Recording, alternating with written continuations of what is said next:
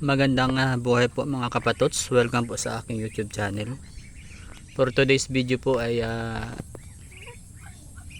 dito po tayo sa aking isang sisiw ng pato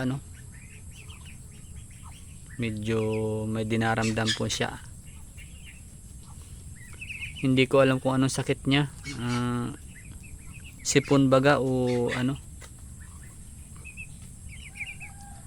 kahapon naman ay ayos pa rin, kailanganin ngayong umaga ay napansin ko na mahina ang kanya. Nakaupo lang siya na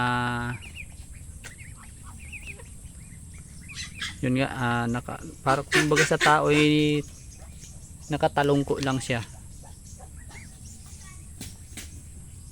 Gagalaw lang siya pag nilapitan mo na ayaw magpahuli, pero pag siya lang mag-isa yan, nakaganyan lang siya. Malakas naman siya pag hawakan mo, malakas na kon siya yan pero pag yung kinan mo siya yan, maupo na lang uli yan. Bali kinan ko siya ng first aid na na ito yung aking yung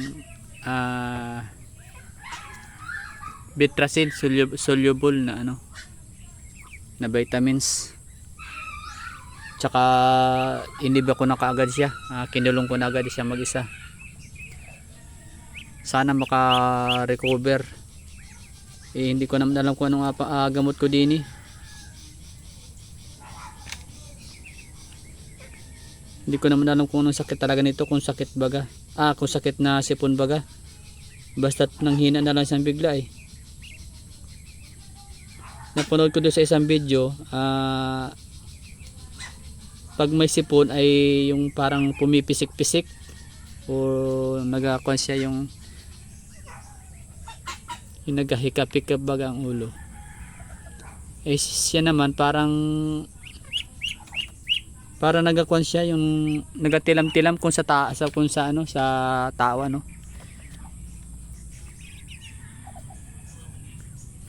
So hindi natin makon kung anong gamot talaga dito.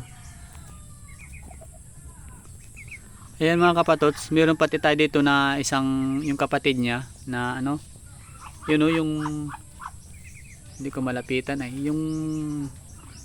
yung kabilang mata niya ay nagakuan, yung parang nagamaga-baga, nagatubig-tubig, parang nagaluha na hindi ko makuha yung kabilang side Yan yung isa na yan yung katabi ng ina. Hindi ko lang yun yung kabila na yun, yung mata na yan yun. Kung sa tao ay parang may sore eyes.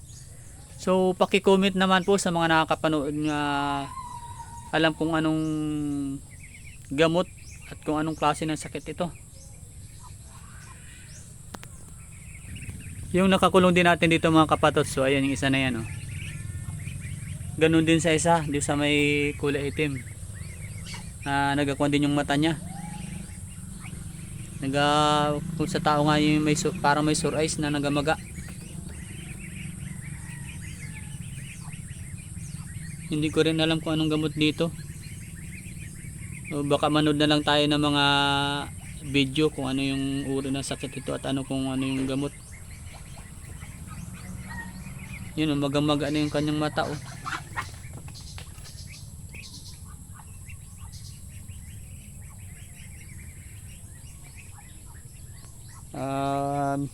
medyo kuwan tayo ngayon, puro pagsubok ang sa alaga natin.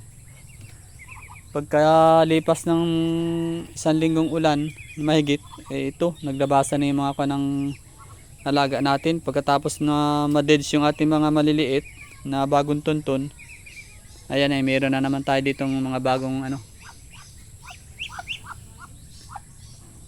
yun yung mata ng isang maga, para siyang namumula.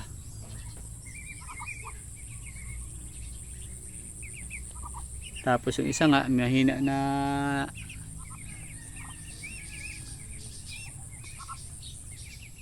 parang hindi na rin nakain.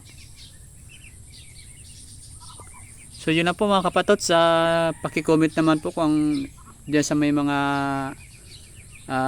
matagal na nag-aalaga ng pato, kung ano ang pwede natin ipanggamot dito sa mga maliliit kong maliliit kong mga pato. Ayan, ito parang malungkutin na. Ngayon lang po mga kapatot, maraming salamat po sa inyong walang sawang panonood, sa mga silent viewers ko po. Shout out po sa inyong lahat. Magandang buhay po at yun lang po. Paalam. Bye bye.